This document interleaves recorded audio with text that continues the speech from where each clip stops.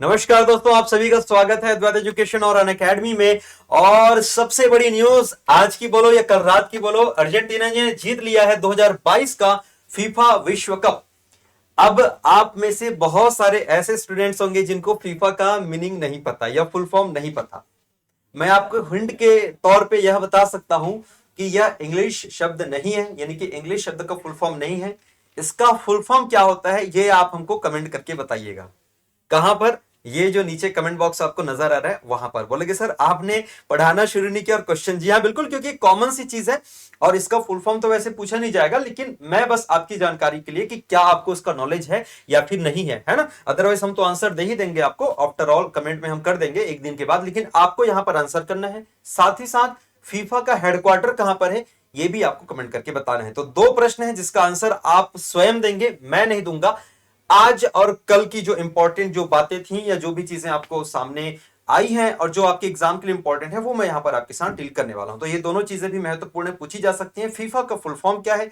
English इसका मतलब English में नहीं है इसका फुल फॉर्म, पहला हिंट। दूसरा, फीफा का जो हेडक्वार्टर है वो कहां पर है। चलिए तो स्टार्ट करते बिना किसी देरी के। आखिरकार मेसी का जो सपना है जो यहां पर आपको नजर आ रहे हैं, मेसी, इनका जो सपना है वो आखिरकार पूरा हुआ। इसके अलावा बाकी के हम जो बातें करेंगे यहां पर, चाहे हम कैलिन एम्बेपे की हम यहां पर बातें करें, चाहे हम मार्टिनेज की बातें करें, चाहे हम फर्नांडिस की हम बातें करें, सबने ओवरऑल पूरी की पूरी टीम ने बहुत ही उम्दा और बहुत ही अच्छा परफॉर्मेंस किया। साथ ही साथ अगर एक फाइनल मैच की अगर मैं बातें करूं तो ऐसा ही फाइनल आपका होना चाहिए।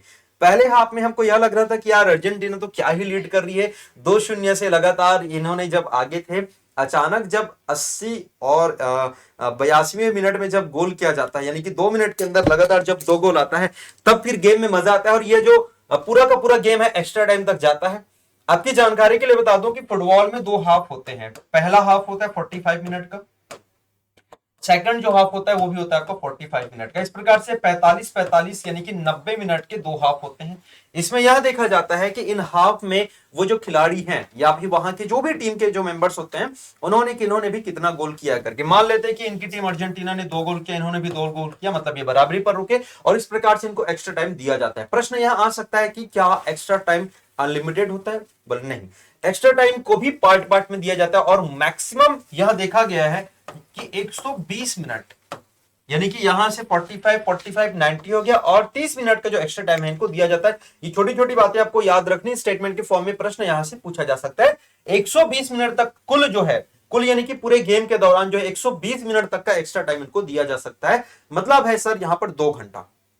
अब आप बोलोगे सर अगर इसमें भी डिसीजन नहीं हुआ तब क्या होता है? तब होता यूं है जैसे इस प्रकार से हुआ है ना, ये तीसरी बार हुआ, यू कैन से फ्रॉम यार, कि इस प्रकार के जब डिसीजन नहीं ले पाते तब जो एक शब्द यूज किया जाता है जिसको हम कहते हैं पेनाल्टी शूट आउट। याद रखिएगा ये शब्द बहुत इंपॉर्टेंट है। जैसे हॉकी में होता है पेनाल्टी कॉर्नर, वैसे यहां पर होता है पेनाल्टी शूट आउट।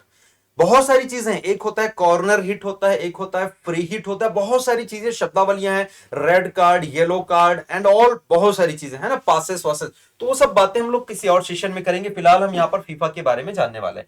तो पेनाल्टी शूटआउट के जरिए जो है ये फैसला हुआ। आपको जानकर आश्चर्य होगा कि जो टीम हारी, हारी कौन? फ्रांस की टीम है ना। ये आपको एम्बेपे जो नजर आ रहे हैं, इन्होंने शानदार गोल किया था, पूरी की पूरी टीम को एक तरफा इन्होंने मतलब लेकर चला था और तीनों के तीनों जो दो गोल थे वो इन्हीं के खाते में थे। और साथ ही साथ इस पूरे विश्व कप में, पूरे वर्ल्ड कप में सबसे ज्यादा जो गोल दागा गया वो इन्हीं के द्वारा दागा गया। अब हम आपको बताते हैं what is the penalty shootout. इस पेनाल्टी शूटआउट में होता यूं है कि यहां पर एक गोलकीपर होता है और जो भी टीम, फॉर एग्जांपल अगर अर्जेंटीना का गोलकीपर है तो फ्रांस के एक एक प्लेयर आते हैं। फ्रांस का प्लेयर यहां से एक पॉइंट रहेगा, इस पॉइंट से गोल दागेगा और ये गोलकीपर बचाएगा। अगर गोलकीपर ने बचाया तो फिर ये जो गोल है वो कैंसिल हो जाता है, और अगर गोलकीपर बचा नहीं पाता ये गोल हो जाता है, या फिर अगर मैं बातें करता हूं कि गोल कर पाने में सक्षम हो जाता है तो इन टीम को 1 पॉइंट मिल जाती है। तो इस प्रकार से अर्जेंटीना ने जो जीते वो 4 पॉइंट जीते और जो आपके फ्रांस ने जो जीते वो केवल 2 पॉइंट। इसका मतलब ये जो भाई साहब है जिनका नाम है मार्टिनेज, जिसके हाथ में आप लोगों को यहां पर नजर आ रहा होगा गोल्डन ग्लव, इनकी काबिलियत थी, इनकी खासियत थी कि इन्होंने इन गोल को रोका। इन गोल को रोका, इसलिए इनको जो है गोल्डन ग्लव का जो पुरस्कार है वो दिया गया। और ना सिर्फ इस मैच में, ना सिर्फ इस पेनाल्टी शूटआउट में, बल्कि पूरे मैच में भी और पूरे टूर्नामेंट में भी इनका गजब का परफॉर्मेंस रहा, गजब का इनका जो है योगदान रहा। इसलिए इस पूरे टूर्नामेंट के दौरान उच्च प्रदर्शन करने के लिए मार्टिनेज को दिया गया था गोल्डन ग्लव। अब हम बढ़ते हैं इधर नेक्स्ट, जो यहां पर जिन नजर आ रहे छोटे कद के खिलाड़ी, जिसका नाम है लियोनेल मेसी। इनके बारे में अगर आप जानेंगे, मैं छोटी सी स्टोरी बता दूं, कभी डिटेल सेशन और लेकर आऊंगा। डॉक्टर ने इनको कह दिया था कि भाई तुम अब नहीं खेल सकते, तुम्हारा जो पैर है ना वो अब खेलने लायक नहीं रहा करके। इन्होंने हिम्मत नहीं हारी और इन्होंने कहा कि बस मुझे फुटबॉल दिला दो, मतलब मैं बस फुटबॉल खेलना चाहता हूं, बस मुझे फुटबॉल दे दो। इनके अंदर वो जीवंत इच्छा थी। आपकी जानकारी के लिए बता दूं सर कि 2018 में एक मैच हुआ जिसमें फ्रांस ने ही फाइनल खेला था और फ्रांस नंबर 1 आई थी। अगेन 2022 में फाइनल हुआ, 2022 के भी फाइनल में फ्रांस ने खेला लेकिन हार गई। 2014 में भी अर्जेंटीना ने फाइनल खेला था, याद रखिएगा। तब मेसी की ख्वाहिश थी कि वो कब जीते, बट नहीं जीत पाए। फिर से इंतजार करना पड़ा। 2018 के एक नॉकआउट दौर था और ये भी एक संयोग है, उस नॉकआउट दौर में फ्रांस और अर्जेंटीना ने ही खेला था। ये एक संयोग है लेकिन आपके लिए जानना आवश्यक है। उस नॉकआउट दौर में 2018 में अर्जेंटीना और फ्रांस ने खेला था और तब भी एम्बापे ने अंतिम मिनटों में, यानी कि लगभग 60वें और 60वें मिनट में गोल करके पूरी की पूरी बाजी पलट दी थी और तब अर्जेंटीना को बाहर होना पड़ा था और फ्रांस ने वो खिताब जीता था। इसका मतलब सर 2018 का जो खिताब है, यानी कि जिसको हम डिफेंडिंग चैंपियन कहते हैं, वो कौन था? वो फ्रांस ही था। ऐसा अगर हम देखेंगे तो लगातार 2 बार ये फाइनल खेला और अगर ये जीत जाती इस बार, अर्जेंटीना की जगह अगर ये जीत जाती तो ऐसी पहली टीम होती पूरे विश्व कप के इतिहास में जिन्होंने लगातार 2 बार फाइनल जीता है। तो चलिए, फिलहाल तो नहीं जीता, फिलहाल तो मेसी की जो टीम है वो जीती। मेसी और उनको क्या क्या अवार्ड्स मिला उसके बारे में भी हम लोग चर्चा करते हैं। तो यस, ऑफ कोर्स, मेसी को जो अवार्ड मिला है बेटा वो मिलेगा आपका गोल्डन बॉल, याद रखिएगा।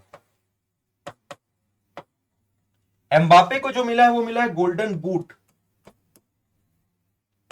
Golden boot. और जो फर्नांडीज है ना, यहां पर इनके पूरे नाम ये पूरे दिए गए हैं, प्लीज आप इसको जरूर लिख सकते हैं, नोट कर सकते हैं पूरा नाम यहां पर, जैसे कि एमी मार्टिनेज, गोल्डन ग्लव इनका नाम हो जाएगा, एमी मार्टिनेज नाम हो जाएगा। इस बंदे का जो नाम हो जाएगा तुम्हारा एंजो फर्नांडीज हो जाएगा, राइट। लियोनेल मेसी हो जाएगा और वहां पर जो नजर आ रहे हैं इनका नाम हो जाएगा आप लोगों का किलियन एम्बापे। इनको जो मिला है गोल्डन बूट मिला है, इनको मिला है गोल्डन ग्लव, मैंने बता दिया क्योंकि गोलकीपर है। और ये सबसे उभरते, यानी कि एक प्रकार से जो युवा खिलाड़ी होते हैं ना, यंग प्लेयर जो रहते हैं, जो लोग अच्छा परफॉर्मेंस करते हैं, उनको यह जो खिताब है वो दिया जाता है। आपकी जानकारी के लिए भी बता दूं कि एम्बापे को लास्ट टाइम, यानी कि पिछला जो वर्ल्ड कप था 2018 में, इसमें नवोदित और युवा खिलाड़ी के रूप में, क्योंकि उस समय मात्र 19 वर्ष के थे वो, और स्पेशल गोल इन्होंने दागा था। और इस वर्ष मात्र 23 वर्ष के हैं और ऐसा माना जा रहा है कि भाई आने वाले समय में ये बहुत अच्छा खासा गोल जो स्कोर करेंगे। इसके बाद हम बढ़ते हैं आगे, यहां पर कुछ और चीजें जो आपको यहां पर बताने वाले हैं, जो फैक्ट्स आपकी जाननी जरूरी है। फिलहाल तो आप इन 4 अवार्ड के बारे में जानिएगा। ये युवा खिलाड़ी है ना आपके Fernandez, Lionel Messi golden ball सबसे अच्छा परफॉर्मेंस करने के लिए या बेस्ट प्लेयर के लिए, गोल्डन ग्लव जो मिला है मार्टिनेज को मिला है क्योंकि सबसे बेस्ट डिफेंस इन्होंने किया है एज ए गोलकीपर। और उसके बाद जो पूरे टूर्नामेंट के दौरान सबसे ज्यादा जो गोल किया इन्होंने, जिनका नाम था एम्बापे, तो एम्बापे फ्रांस के रहने वाले हैं, इनको मिला है गोल्डन बूट। ये चारों के चारों अवार्ड आप लोगों को याद रखने हैं। इसके अलावा और क्या क्या चीजें हम याद रख सकते हैं तो समझिएगा। मैंने बताया कि सबसे अधिक बार है ना। चलिए एक काम करते हैं, ये वाला जो इमेजेस है आपके सामने लाते हैं और कुछ चीजें आपको यहां पर दिखाते हैं। तो सबसे अधिक बार जिन्होंने कब जो जीता है बेटा, याद रखना, सबसे अधिक बार जिन्होंने कब जीता है, यानी कि जिन्होंने ये मैच जीता है फुटबॉल वर्ल्ड कप, उस टीम का नाम है, याद रखिएगा, उस टीम का नाम है ब्राजील। क्लियर। उसके बाद अगर यहां पर हम बातें करते हैं तो जो 2 टीम है जिन्होंने 4-4 बार जो मैच जीते हैं, जैसे यहां पर आप देख सकते हैं, आप लोगों को एक नाम नजर आ जाएगा, इटली हो जाएगा, ठीक है ना। इसके अलावा यहां पर एक और नाम आप लोगों को, you can see from here, यहां से आप देख सकते हैं ना, जैसे कि यहां पर पश्चिमी जर्मनी और जर्मनी, तो अल्टीमेटली हम उसको जर्मनी बोलेंगे, राइट। तो जर्मनी और जब हम इटली की यहां पर हम बातें करते हैं तो इन लोगों ने जो है वो 4-4 बार जो खिताब वो जीते हैं। सबसे बड़ा सवाल यह है मेरे दोस्त कि 2002 के बाद, ध्यान से समझिएगा, अगर आप यहां पर देख पा रहे होंगे, 2002 के बाद मतलब अंतिम बार ब्राजील यानी कि कोई अमेरिकन टीम ने खिताब जीता था, उसके बाद से लगातार जो डोमिनेंट था, यानी कि जो एक प्रकार से जिनका बोल सकते हैं ना कि पूरा का पूरा जो बाहर आ चुका था, वो यूरोपियन टीम में। और यहां पर अगर मैं बातें करता हूं तो इटली, स्पेन, जर्मनी और फ्रांस, इन्होंने पूरा का पूरा अपना दबदबा बनाए रखा पिछले 4 वर्ल्ड कप में। और इसको ध्वस्त करते हुए अब जो है अर्जेंटीना ने हराया किसको, क्या बोलते हैं, फ्रांस को। और फ्रांस की किस्मत खराब मेरे दोस्त, अगर मैं बताऊं, यहां पर जो 2006 का मैच आप देख रहे हो जो इटली और फ्रांस के बीच हुआ था, मतलब 2006, 2018 और 2022 तीनों ही बार फ्रांस फाइनल खेला है, जिसमें से 2006 में जब इटली के साथ इन्होंने खेला था तो वहां पर भी जो फैसला था वो पेनाल्टी शूटआउट से ही हुआ था। ये इंपॉर्टेंट फैक्ट्स आप सभी को याद रखने हैं, है ना। साथ ही साथ अगर हम एम्बापे की हम यहां पर बातें करते हैं तो एम्बापे ने यहां पर हैट्रिक भी लगाया।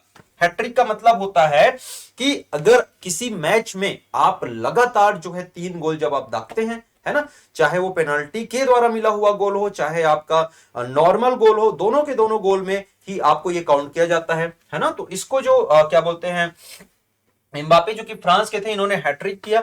साथ ही साथ अगर यहां पर मैं बताऊं कि कब किया गया था, तो यहां पर बोला गया 1966 के बाद फाइनल में हैट्रिक लगाने वाले पहले खिलाड़ी, मतलब 1966 में इसके पहले हुआ था, इसके बाद और कभी नहीं हुआ था। साथ ही साथ अगर यहां पर हम बताते हैं तो जो लास्ट जो इन्होंने कप जो जीता था वो 1986 में मैराडोना के नेतृत्व में जीता था, जहां पर इसको बोला जाता था, है ना, मतलब एक नाम प्रचलित है गॉड ऑफ हैंड या हैंड ऑफ गॉड, जिसको बोला जाता है हैंड ऑफ गॉड करके, मतलब ऐसा माना जाता है कि हाथ के कारण गोल हुआ था और वो एक ब्रिटिश के खिलाफ जो मैच था वो निर्णायक था।